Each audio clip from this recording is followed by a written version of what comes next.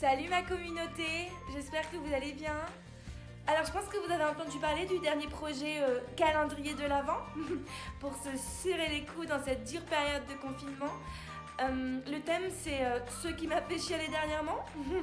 Voilà, alors je crois que je suis la première à me lancer. J'espère sincèrement que ça va vous plaire. Cœur sur vous.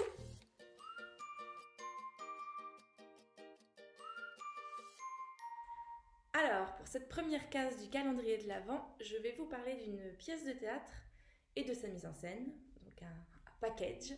C'est La Machine de Turing de Benoît Solès, mis en scène par Tristan Petit-Gérard, qui se jouait au Théâtre Michel et qui j'espère se rejouera après la crise pour que vous couriez aller le voir.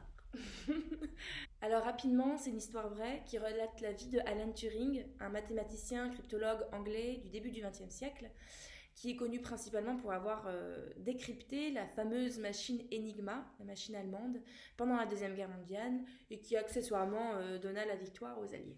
Mais non, ce n'est pas une pièce historique soporifique qui ne fait que relater des faits, vous vous en doutez bien. Au contraire, c'est une pièce super poétique, et c'est plus une histoire d'amour et une histoire de passionné qu'une histoire d'histoire. Mais je vais pas tant vous parler de l'histoire de cette pièce, de ce qui s'y passe, parce que c'est pas du tout ça qui m'a donné envie de vous en parler, c'est plus la poésie de cette mise en scène et de la direction des acteurs qui m'a transcendée. Déjà, il y a la mise en scène qui est très belle, très cinématographique, n'en déplaise à certains, moi j'aime bien.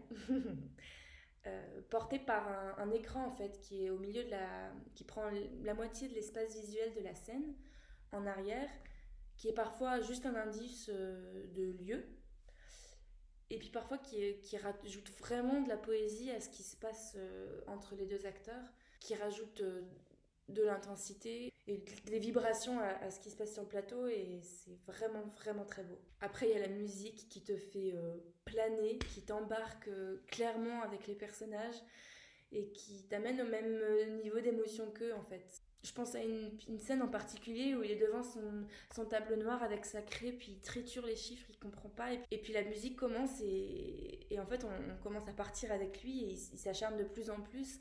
Et il discute avec son collègue et il cherche et il trouve. Et la musique elle t'emmène avec lui, t'as envie de pleurer avec eux tellement c'est fort en émotion. Et c'est que ça en fait, c'est la musique, elle t'emmène avec eux, que ce soit dans la tristesse, dans la joie, dans l'excitation, dans l'amour. La musique, elle est essentielle dans la réception de ce qui se passe sur le plateau. Et puis il y a ce personnage d'Alan Turing qui pour moi est l'un des plus beaux personnages que j'ai pu voir au théâtre ou au cinéma, si ce n'est le plus beau d'ailleurs. Il est trop touchant. Et lui, il est super vulnérable, super naïf, super sensible. Il est bègue, bourré de toc, à la limite de l'autisme, je trouve, dans ses interactions avec les autres. Et il va lui arriver que des crasses dans sa vie. Il va jamais être reconnu pour les travaux qu'il a fait pour Enigma parce que c'est secret défense. Il va être castré chimiquement parce qu'il est homosexuel et que c'est illégal en Angleterre à l'époque. On se moque de lui parce qu'il est bègue, on lui tourne le dos. Et t'es derrière lui parce que tu vis vraiment tout ce qu'il ressent grâce à cette mise en scène, cette musique. Enfin, t'étais vraiment au cœur de ce qu'il ressent et